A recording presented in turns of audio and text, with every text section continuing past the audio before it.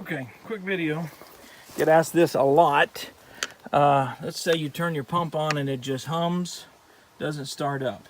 Now here I've got 3 different pumps on this pool, and you'll notice the hump on top of the motor. That is the location of the capacitor. Typically all these pumps have a start or a run capacitor. Let me show you real quick how to fix that.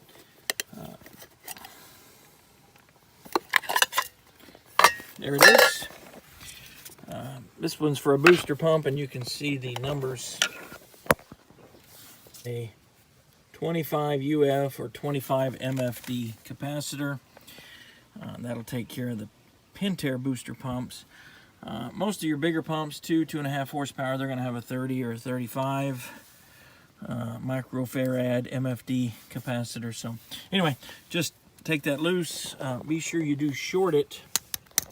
Put something metal across both contacts to discharge the capacitor. Then just unplug.